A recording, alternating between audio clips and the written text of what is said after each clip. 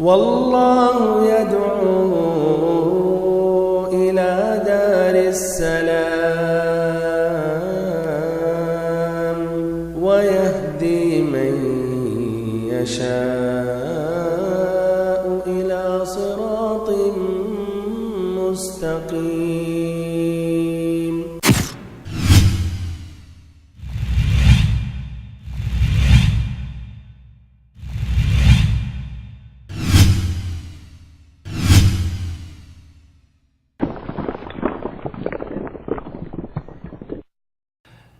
إن الحمد لله نحمده ونستعينه ونستغفره ونعوذ بالله من شرور أنفسنا ومن سيئات أعمالنا، من يهده الله فلا مضل له ومن يضلل فلا هادي له، وأشهد أن لا إله إلا الله وحده لا شريك له، وأشهد أن محمدًا عبده ورسوله، أما بعد. اللهم علمنا ما ينفعنا وانفعنا بما علمتنا وزدنا علما نافعا وعملا صالحا يا رب العالمين. اللهم أرنا الحق حقا وارزقنا اتباعه وأرنا الباطل باطلا وارزقنا اجتنابه. ساری تعریفیں اللہ رب العالمین کے لیے ہیں اور مکمل ترین پورے طور پر درود و سلام اس ذات مقدسہ مبارکہ پر جن کو اللہ رب العزت نے اس دنیا میں رشد و ہدایت کے ساتھ رحمت للعالمین بنا کر بھیجا۔ واجب الاحترام بھائیوں، محترم ساتھیوں، عزیز بچوں اور ہماری ماؤں اور بہنوں، سابقہ درس میں نے اذان کی مشروعیت ذکر کیا، پھر ایسے ہی اخوت اسلامیہ، بھائی چارہ جو نبی پاک صلی اللہ علیہ وسلم نے انصار اور مہاجرین کے درمیان کرایا تھا، اس کی وضاحت کی، اور یہ بات اچھی طرح واضح ہو گیا کہ انصار نے مہاجرین کی کافی مدد کی، بلکہ محبت اور خلوص کے ساتھ پیش آئے، یہاں تک کہ انہوں نے کہا اے اللہ کے نبی، آپ ہمارے درمیان اور ہمارے مہاجرین بھائیوں کے درمیان ہمارے باغات تقسیم کر دیں۔ یہاں تک کہ انہوں نے کہا اے اللہ کے نبی، اگر آپ چاہیں تو ہمارے مکانات لے لیں اور مہاجرین میں تقسیم کر دیں۔ اور اس کے بالمقابل مہاجرین نے انصار کا یہ احسان، ان کا یہ تعاون کا احساس کیا، اعتراف کیا، اور پھر ساتھ ساتھ ان پر بوجھ نہ بنے، بلکہ انہوں نے بھی ہمت کی، انہوں نے بھی کام کیا، انہوں نے بھی کمانے کے لیے انہوں نے بھی اپنا بندوبست کیا اور وہ بھی محنت کرنے لگے۔ ہمارے بھائیوں اور بہنوں، اس اخوت اسلامیہ یا بھائی چارگی سے جو اہم فائدے ہیں وہ ذکر کر رہا ہوں، بیان کر رہا ہوں تاکہ ہم سے بھی مستفید ہوں۔ پہلا فائدہ یہ ہے کہ اخوت اسلامیہ یا بھائی چارگی یہ عظیم نعمت ہے، یہ ایک عظیم نعمت ہے جس کا نبی پاک صلی اللہ علیہ وسلم نے خاص اہتمام کیا۔ جس طرح کہ آپ صلی اللہ علیہ وسلم قباء پہنچے تو آپ نے مسجد کی تعمیر کی، پھر مسجد نبوی کی مدینہ میں آپ نے تعمیر کی، تو اللہ سے بندوں کا، مسلمانوں کا تعلقات کو مضبوط کیا، اور یہی تعلقات کو مضبوط کرنے کے لیے مسجدوں کی تعمیر آپ نے کی، تو ایسے ہی مسلمانوں کو ایک دوسرے سے جوڑنے کے لیے، ایک دوسروں کا تعلقات مضبوط کرنے کے لیے نبی پاک صلی اللہ علیہ وسلم نے بھائی چارہ کرایا۔ اس سے واضح ہوتا ہے کہ یہ دین اسلام ایک کامل دین ہے، ایک شامل دین ہے، جس میں اللہ کا حقوق کا بھی خیال کیا جاتا ہے، اور ساتھ ساتھ انسانوں کے جو حقوق ہیں، مسلمانوں کے جو حقوق ہیں وہ بھی بیان کیے جاتے ہیں، اور اس کی بھی وضاحت اور تاکید کی جاتی ہے۔ اللہ رب العزت نے قرآن مجید میں فرمایا وَاعْتَصِمُوا بِحَبْلِ اللَّهِ جَمِيعًا وَلَا تَفَرَّقُوا وَاذْكُرُوا نِعْمَةَ اللَّهِ عَلَيْكُمْ إِذْ كُنتُمْ أَعْدَاءً واذكروا نعمة الله عليكم إذ كنتم أعداء فألف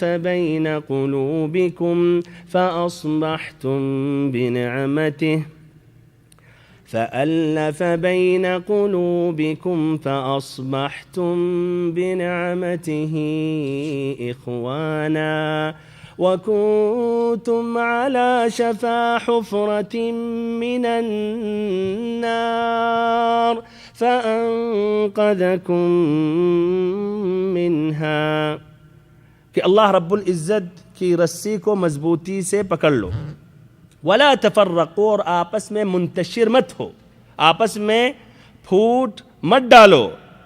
پھر کہا رب العزت نے وَاذْكُرُوا نِعْمَةَ اللَّهِ عَلَيْكُمْ، اللہ رب العزت کی اس نعمت کو یاد کرو. اذ کنتم اعداء، جب دشمن تھے ایک دوسرے کے. فَأَلَّفَ بَيْنَ قُلُوبِكُمْ، تو اللہ رب العزت نے تمہارے دلوں میں الفت ڈال دی. فَأَصْبَحْتُمْ بِنِعْمَتِهِ إِخْوَانًا، بس اللہ تعالیٰ کی مہربانی سے آپس میں بھائی بھائی ہو گئے. وَكُنْتُمْ عَلَى شَفَا حُفْرَةٍ مِّنَ النَّارِ، حالانکہ تم آگ کے گڑھے کے کنارے پہنچ چکے تھے، لیکن اللہ رب العزت نے تمہیں بچا لیا. اس آیت کریمہ پر غور و فکر کریں.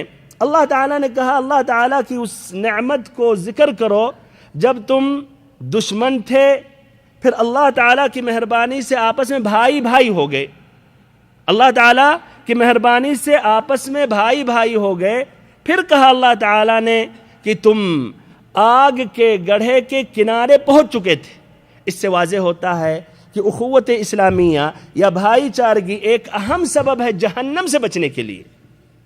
اللہ تعالیٰ ہم سبھی کو جہنم سے بچائے اور ہم سبھی کے درمیان وہ محبت اور اخوت پیدا کرے جس طرح کہ صحابہ کرام کے درمیان وہ اخوت اور محبت پایا گیا اور ان کے درمیان اللہ تعالیٰ نے اپنی مہربانی سے ایجاد کیا. آمین یا رب العالمین. الحسن البصری رحمہ اللہ کہتے ہیں اخواننا احب الینا من اہلنا و اولادنا. الحسن البصری رحمہ اللہ کہتے ہیں اخواننا احب الینا من اہلنا و اولادنا لأن اہلنا یذکروننا بالدنیا و اخواننا یذکروننا بالآخرہ.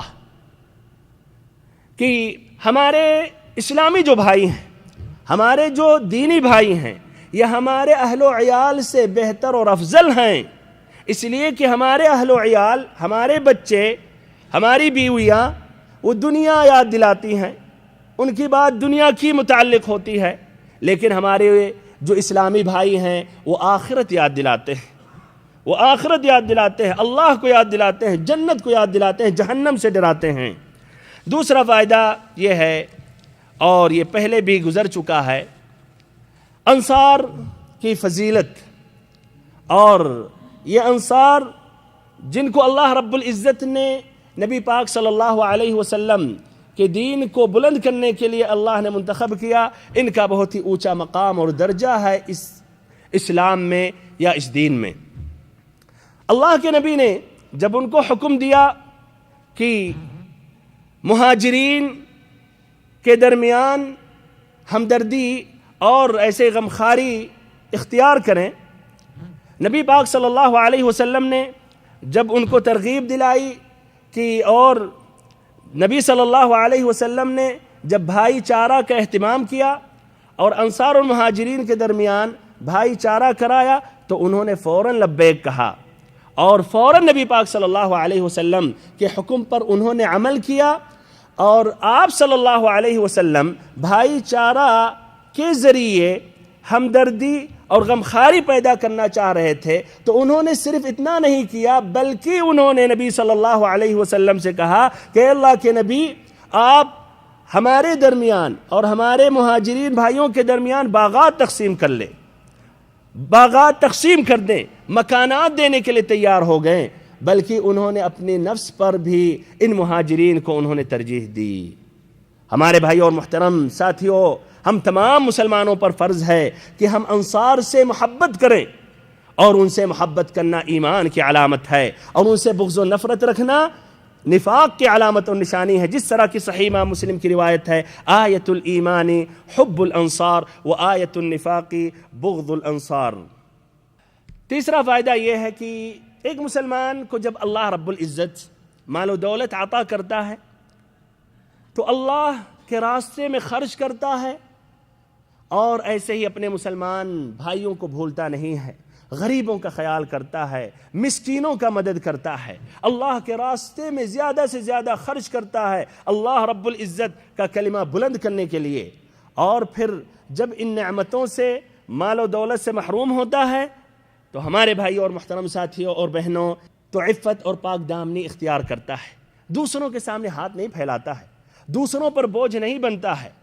جس طرح کہ اپنے معاشرے میں کچھ ایسے لوگ پائے جاتے ہیں جو محنت نہیں کرنا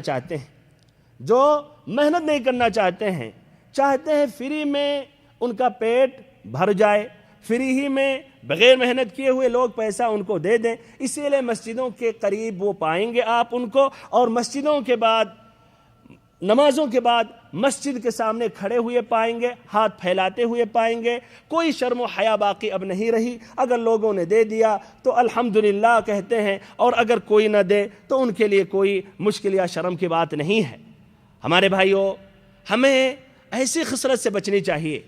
اگر ہم محتاج ہو جائیں اور ہم غریب ہو جائیں، ہمارے اندر عفت اور پاک دامنی پانی چاہیے، جس طرح کی مہاجرین صحابہ کرام کے اندر یہ بات پائی گئی۔ نبی پاک صلی اللہ علیہ وسلم نے فرمایا، الید العلیا خیر من الید السفلی، کہ بلند ہاتھ نیچے والے ہاتھ سے بہتر ہے، یعنی دینے والا لینے والے سے کافی بہتر ہے۔ اور اپنے معاشرے میں کچھ ایسے بھی ہیں جاہل قسم کے لوگ جو مالدار ہیں، وہ ان فقیروں کو دیتے ہیں اور ان کی ہمت بڑھاتے ہیں کہ ایسے ہی معذور اور اپاہج بنے رہیں، بیٹھے رہیں، محنت نہیں کریں، دوسروں کے سامنے ہاتھ پھیلاتے رہیں، اور یہ بھی سمجھتے ہیں کہ یہ فقیر ہیں، ان کا مقام اور رتبہ بہت ہی بلند ہے۔ سمجھتے ہیں فقیر ہیں، ان کا بہت ہی اونچا مقام ہے، بظاہر یہ فقیر ہے لیکن حقیقت میں پہنچے ہوئے ہیں۔ عمر رضی اللہ عنہ نے ایسے قسم کے لوگوں کو اپنے زمانے میں پایا، مسجد نبوی میں بیٹھے ہوئے یا اللہ مانگ رہے ہیں، کام کرنے کے لیے، گزر بسر کرنے کے لیے محنت نہیں کرنا چاہ رہے تھے۔ اپنے درہ سے انہوں نے مارا اور کہا کہ جاؤ باہر نکلو، محنت کرو، مزدوری کرو، کماؤ، اور آسمان سے سونے یا چاندی کی بارش نہیں ہوتی ہے۔ تو اس طرح بھائیوں، یہ ہمارے اندر یہ خصلت پانی چاہیے کہ ہمارے اندر جب اللہ تعالی ہمیں مال و دولت سے نوازے تو ہم اللہ کے راستے میں خرچ کریں، اور اگر اللہ تعالی ہمیں محروم کر دے تو ہمارے اندر یہ عفت اور پاک دامنی ہونی چاہیے۔ ہمارے بھائیوں اور بہنوں، جس طرح کی نبی پاک صلی اللہ علیہ وسلم نے بھائی چارہ کا اہتمام کیا اور آپ نے بھائی چارہ کرایا مہاجرین اور انصار کے درمیان، تو ایسے ہی آپ صلی اللہ علیہ وسلم نے ایک اور عہد و پیمان کرایا، جس کے ذریعے ساری جاہلی کشاکش اور قبائلی کشمکش کی بنیاد ڈھا دی اور دور جاہلیت کے رسم و رواج کے لیے کوئی گنجائش نہ چھوڑی۔ آپ صلی اللہ علیہ وسلم نے ایک تحریر فرمائی جس میں کچھ قوانین، کچھ قواعد و ضوابط آپ نے تحریر فرمایا اور واضح کر دیا، جس کی ابتدا ان الفاظ سے ہوئی، ھذا کتاب من محمد النبی صلی اللہ علیہ وسلم بین المؤمنین والمسلمین من قریش ویثرب ومن تبعهم فلحق بهم وجاہد معهم، کہ یہ تحریر ہے محمد نبی صلی اللہ علیہ وسلم کی جانب سے قریشی، یثربی اور ان کے تابع ہو کر ان کے ساتھ لاحق ہونے اور جہاد کرنے والے مؤمنین اور مسلمانوں کے درمیان۔ پھر اس کی وضاحت آپ صلی اللہ علیہ وسلم نے کی۔ اس میں کئی دفعات لکھے گئے، کچھ دفعات کا تعلق خود مسلمانوں کے مابین تھے، اور کچھ دفعات کے تعلق یہودیوں کے ساتھ تھے، اور کچھ دفعات کے تعلق مشرکین کے ساتھ تھے، اور کچھ دفعات کے تعلق قواعد عامہ سے تھے۔ علی سبیل المثال، وہ دفعات جس کا تعلق مسلمانوں کے درمیان تھے، آپ نے یہ لکھا یہ سب اپنے ماں سوا انسانوں سے الگ ایک امت ہے۔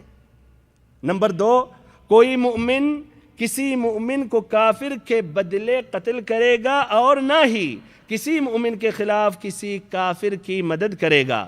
ایسے ہی یہودیوں کے درمیان جو دفعات لکھے گئے ان میں سے آپ صلی اللہ علیہ وسلم نے یہ لکھا، جو یہود ہمارے پیروکار ہو جائیں ان کی مدد کی جائے گی اور وہ دوسرے مسلمانوں کے مثل ہوں گے، نہ ان پر ظلم کیا جائے گا اور نہ ان کے خلاف تعاون کیا جائے گا۔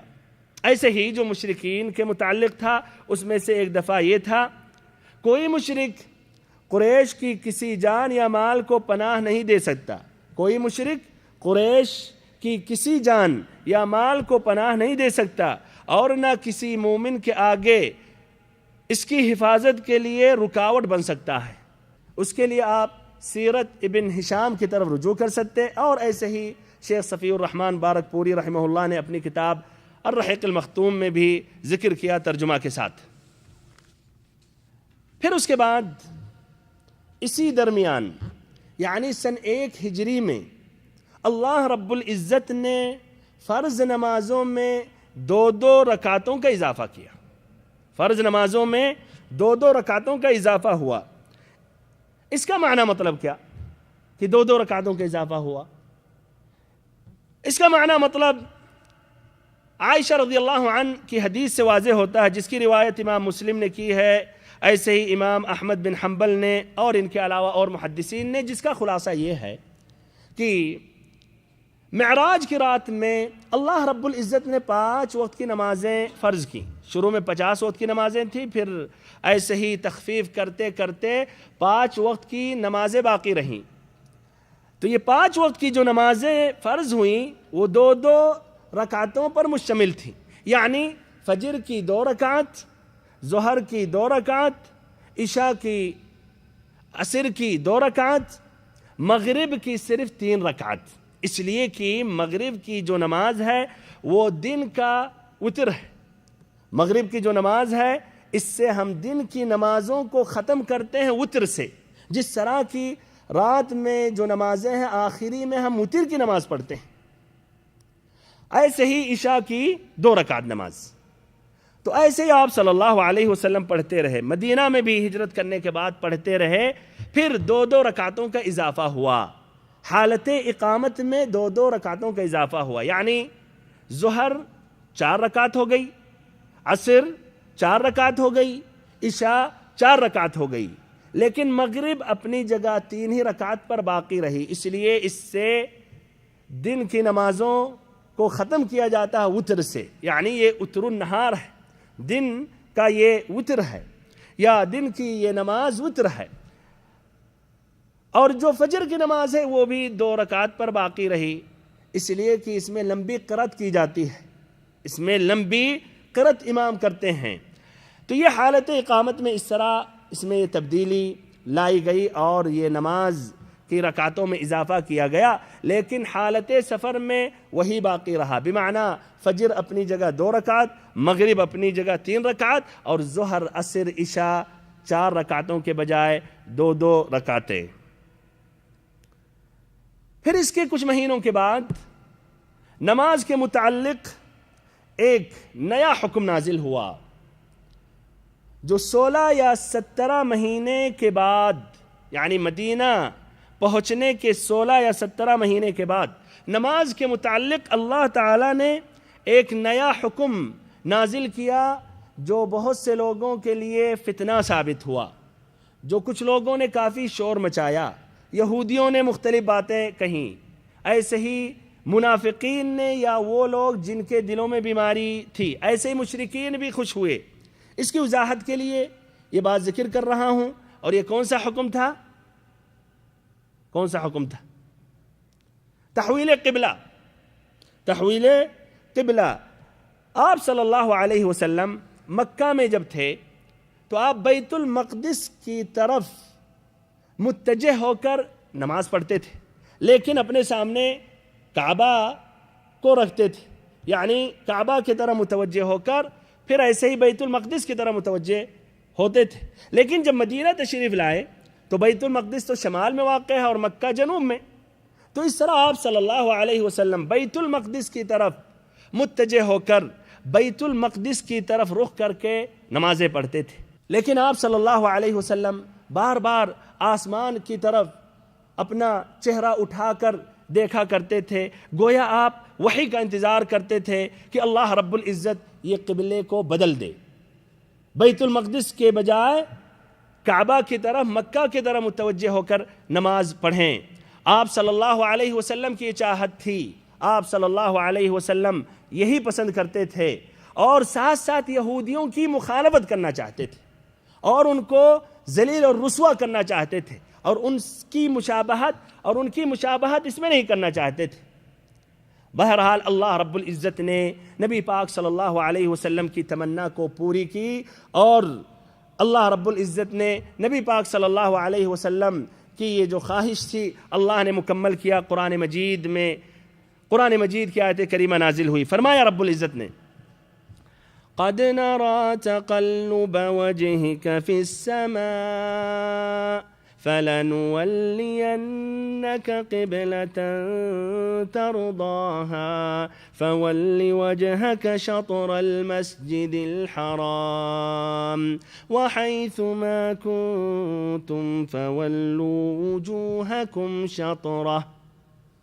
کہ ہم نے آپ صلی اللہ علیہ وسلم کے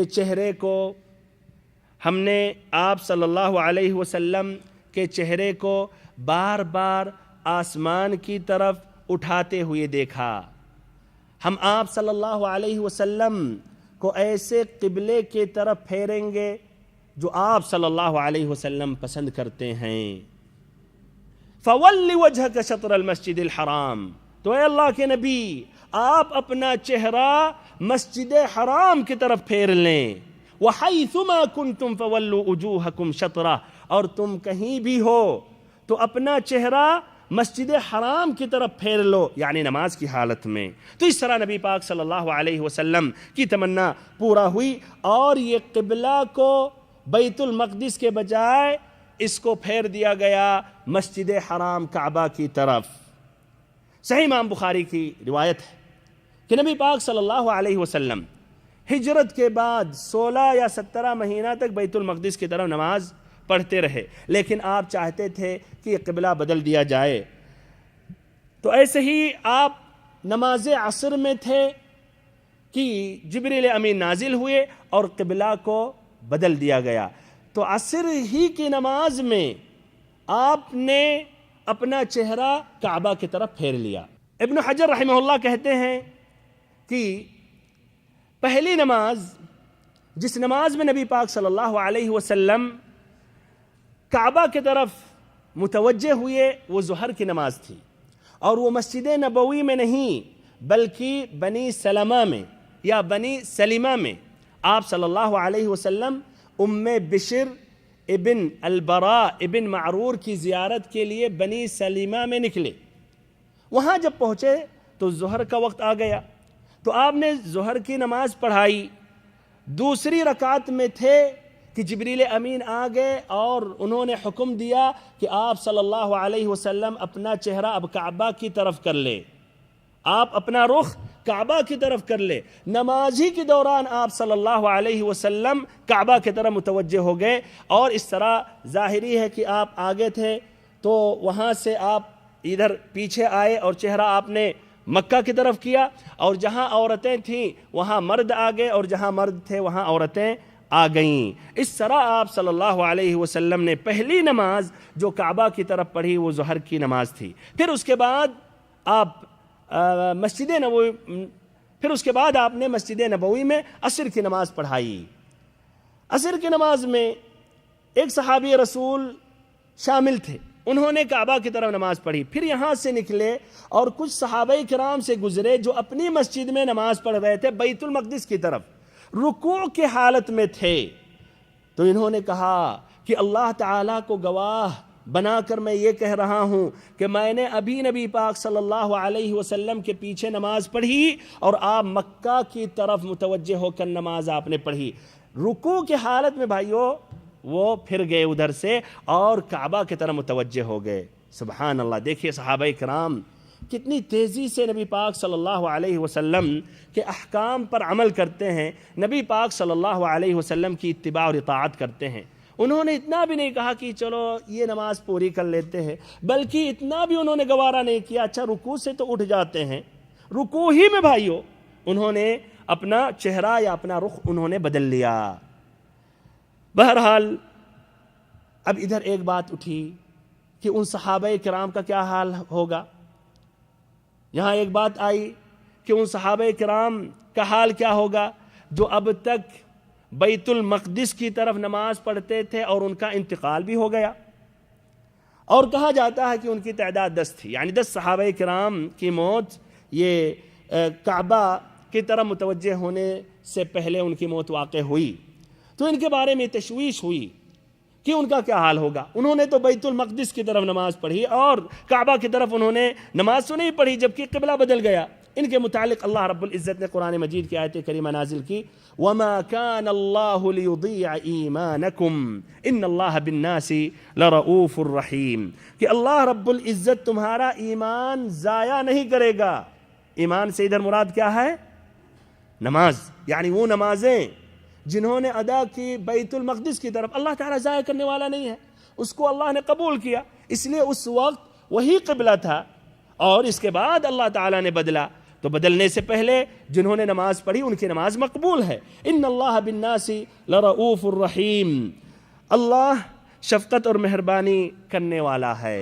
ابن القیم رحمہ اللہ اپنی کتاب زاد المعاد میں ذکر کرتے ہیں یہ قبلہ بدلنے کی وجہ سے کافی لوگوں نے شور مچایا اور مختلف قسم کی انہوں نے باتیں کی۔ جہاں تک رہی بات مسلمانوں کی، مؤمنوں کی، تو انہوں نے تو تسلیم کی، فوراً راضی ہوئے، ان کے لیے برابر ہے بیت المقدس کی طرف اللہ حکم دے یا کعبہ کی طرف حکم دے، اور اگر اللہ تعالیٰ کہیں اور تیسری سمت کی طرف حکم دے گا تو لبیک کہنے کے لیے تیار ہیں۔ تو انہوں نے تو اطاعت کی۔ مشرکوں نے کیا کہا؟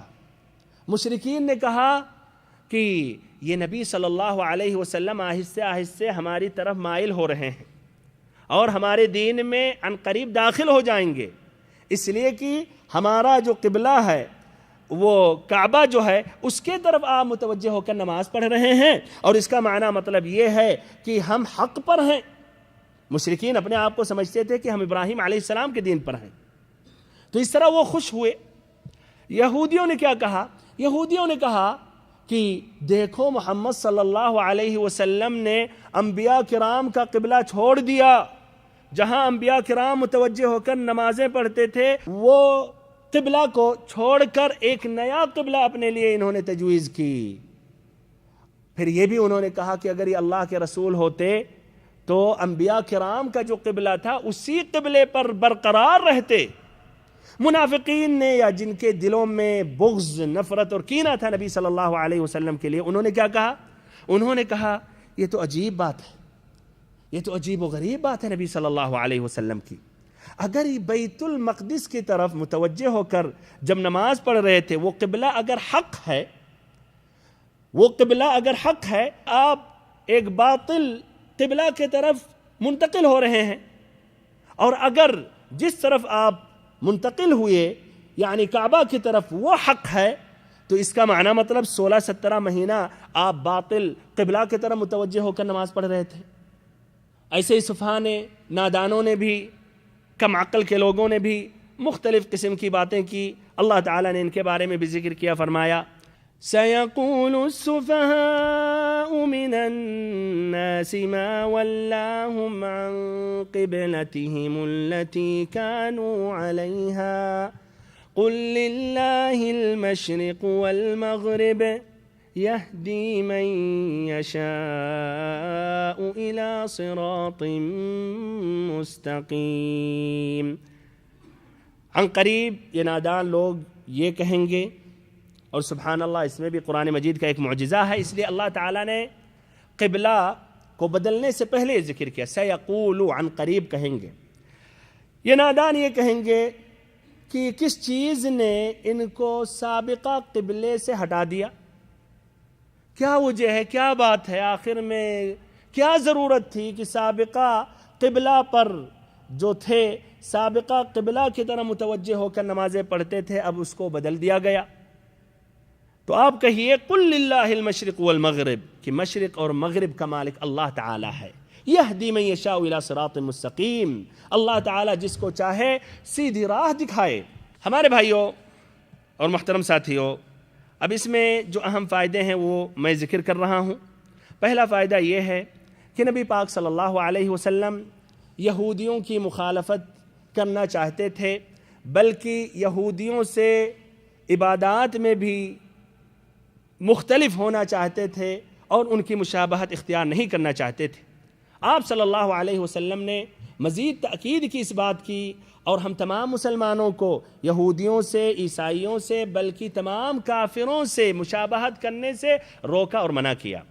فرمایا آپ صلی اللہ علیہ وسلم نے لَتَتَّبِعُنَّ سَنَنَ مَنْ كَانَ قَبْلَكُمْ شِبْرًا بِشِبْرٍ وَذِرَاعًا بِذِرَاعٍ حَتَّى لَوْ دَخَلُوا جُحْرَ ضَبٍّ لَدَخَلْتُمُوهُ قَالُوا الْيَهُودُ وَالنَّصَارَى قَالَ فَمَنْ۔ یہ صحیح امام بخاری اور مسلم کی روایت ہے ابو سعید الخدری رضی اللہ عنہ سے۔ آپ صلی اللہ علیہ وسلم نے فرمایا تم لوگ اپنے سے پہلے کے لوگوں کی مشابہت اختیار کرو گے، ان کی تقلید کرو گے، ان کے پیچھے پیچھے چلو گے، یہاں تک کہ اگر رب کے سوراخ میں، سانڈے کے سوراخ میں داخل ہو جائیں تم بھی داخل ہو جاؤ گے۔ صحابہ کرام نے کہا یہود و نصارہ مراد ہیں آپ کی اس بات سے؟ تو آپ صلی اللہ علیہ وسلم نے کہا تو پھر اور کون مراد ہے؟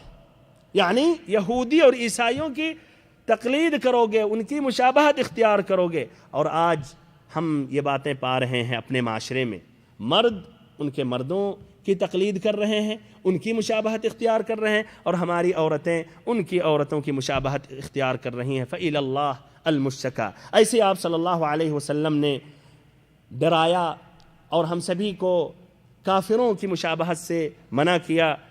ابو داؤد کی روایت ہے ایسے ابن حبان کی، فرمایا آپ صلی اللہ علیہ وسلم نے من تشبہ بقوم فہو منہم، جس نے کسی قوم کی مشابہت اختیار کی تو وہ انہی میں سے ہے۔ دوسرا فائدہ یہ ہے کہ ہم تمام مسلمانوں پر واجب اور فرض ہے کہ نماز کی حالت میں کعبہ کی طرف متوجہ ہو کر نماز پڑھیں۔ نماز کی ایک شرط ہے، اور اگر قصداً کعبہ کے بجائے کوئی دوسری طرف متوجہ ہو کر نماز پڑھے تو اس کی نماز بھائیو کیا رائے ہے؟ مقبول نہیں ہے۔ جس طرح کی وضو نماز کی ایک شرط ہے اور بغیر وضو اگر کوئی نماز پڑھے اس کی نماز مقبول نہیں ہے، تو ایسے ہی اگر کعبہ کی طرف متوجہ ہونے کے بجائے کسی اور سمت، کسی اور طرح متوجہ ہو کر نماز پڑھے تو اس کی نماز قابل قبول نہیں ہے۔ اور قرآن میں یہ بات واضح ہے، جس طرح کی یہ آیت کریمہ میں ابھی یہ بات گزری، اللہ تعالیٰ نے فرمایا فَوَلِّ وَجْهَكَ شَطْرَ الْمَسْجِدِ الْحَرَامِ، کہ اللہ کے نبی اپنا چہرہ کعبہ کی طرف کر کے نماز پڑھیں، یا اپنا چہرہ کعبہ کی طرف کریں، کعبہ کی طرف پھیر کر کے نماز پڑھیں۔ کچھ اہل تصوف، کچھ صوفی مختلف اتجاہات، مختلف قبروں کی طرف متوجہ ہو کر کھڑے ہو کر نماز پڑھتے ہیں اور کہتے ہیں اس میں کوئی حرج نہیں ہے۔ تو وہ کچھ قبور کی طرف، کچھ قبروں کی طرف متوجہ ہو کر نماز پڑھتے ہیں، اور کچھ تو بغداد کی طرف متوجہ ہو کر نماز پڑھتے ہیں۔ تو ہمارے شیخ محمد الیاس صاحب نے ذکر کیا کہ ایک مرتبہ مسجد میں تھے، بیٹھے ہوئے تھے، ایک شخص داخل ہوا، دائیں بائیں دیکھا، اس کو اطمینان ہوا کہ کوئی نہیں ہے، ان کو بھی نہیں دیکھا اس نے، پھر شمال کی طرف متوجہ ہو کر نماز پڑھنے لگا، یعنی کعبہ ادھر ہے، اس طرف ہے کہ نہیں، وہ اس طرف رخ کر کے نماز پڑھنے لگا۔ پھر پکڑا انہوں نے اور کہا کہ بھائی صاحب آپ کس طرف رخ کر کے نماز پڑھ رہے ہیں؟ کعبہ اس طرف ہے، پچھم ادھر ہے، مغرب اس طرف ہے۔ تو کہا کہ اس میں کوئی حرج نہیں ہے، اللہ تعالیٰ نے فرمایا فَأَيْنَمَا تُوَلُّوا فَثَمَّ وَجْهُ اللَّهِ۔ ماشاء اللہ، قرآن مجید کی ایک آیت سے استدلال بھی کرنے لگا اس واضح مسئلے پر جو ایک بچے بھی جانتے ہیں۔ ایک بچہ بھی اگر آپ کو دیکھ رہا کہ کعبہ کی طرف متوجہ نہیں ہو رہے ہیں، کہیں دوسری طرف نماز پڑھ رہے ہیں، تو آپ کو یاد دلا دے گا۔ گھر میں بھی اگر کوئی مہمان آیا اس کو نہیں معلوم، وہ بچے بتا دیں گے کہ چچا انکل اس طرف کعبہ ہے، اس طرف پڑھیے نماز، ایک بچہ بھی جانتا ہے۔ بہرحال تو وہ قرآن مجید کی آیت سے استدلال کرنے لگا وہ شخص اور کہنے لگا فَأَيْنَمَا تُوَلُّوا فَثَمَّ وَجْهُ اللَّهِ، کہ اپنا چہرہ جہاں بھی پھیرو، جس طرف بھی متوجہ ہو کر نماز پڑھو تو وہاں اللہ رب العزت کا چہرہ ہے۔ فَأَيْنَمَا تُوَلُّوا، جہاں بھی تم اپنا رخ کرو، جدھر بھی منہ کرو تو ادھر ہی اللہ کا منہ اور چہرہ ہے۔ یہ آیت کریمہ سے وہ استدلال کر رہا تھا، جبکہ ہمارے بھائیوں اور محترم ساتھیوں واضح لفظوں میں رب العزت نے کہا فَوَلِّ وَجْهَكَ شَطْرَ الْمَسْجِدِ الْحَرَامِ، 3 مرتبہ اللہ تعالیٰ نے کہا فَوَلِّ وَجْهَكَ شَطْرَ الْمَسْجِدِ الْحَرَامِ، سورۃ البقرہ کی آیت نمبر 144 میں، پھر ایسے ہی سورۃ البقرہ کی آیت نمبر 149 میں فَوَلِّ وَجْهَكَ شَطْرَ الْمَسْجِدِ الْحَرَامِ، پھر ایسے ہی سورۃ البقرہ کی آیت نمبر 150 میں، 3 جگہوں پر فَوَلِّ وَجْهَكَ شَطْرَ الْمَسْجِدِ الْحَرَامِ، فَوَلِّ وَجْهَكَ شَطْرَ الْمَسْجِدِ الْحَرَامِ، فَوَلِّ وَجْهَكَ شَطْرَ الْمَسْجِدِ الْحَرَامِ، بلکہ کہا وَحَيْثُ مَا كُنْتُمْ فَوَلُّوا وُجُوهَكُمْ شَطْرَهُ، 2 مرتبہ۔ یہ آیت کریمہ کی تلاوت کر دیتا ہوں تاکید کرتے ہوئے، فرمایا رب العزت نے سورۃ البقرہ کی آیت نمبر 149 اور 150 میں وَمِنْ حَيْثُ خَرَجْتَ فَوَلِّ وَجْهَكَ شَطْرَ الْمَسْجِدِ الْحَرَامِ وَإِنَّهُ لَلْحَقُّ مِنْ رَبِّكَ وَمَا اللَّهُ بِغَافِلٍ عَمَّا تَعْمَلُونَ۔ پھر کہا اس کے بعد والی آیت میں وَمِنْ حَيْثُ خَرَجْتَ فَوَلِّ وَجْهَكَ شَطْرَ الْمَسْجِدِ الْحَرَامِ وَحَيْثُ مَا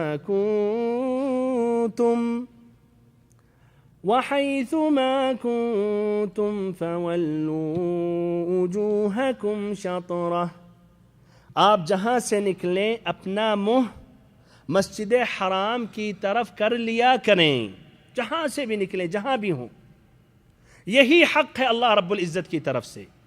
وَمَا اللَّهُ بِغَافِلٍ عَمَّا تَعْمَلُونَ، اور جو تم کر رہے ہو اس سے اللہ رب العزت بے خبر نہیں ہے۔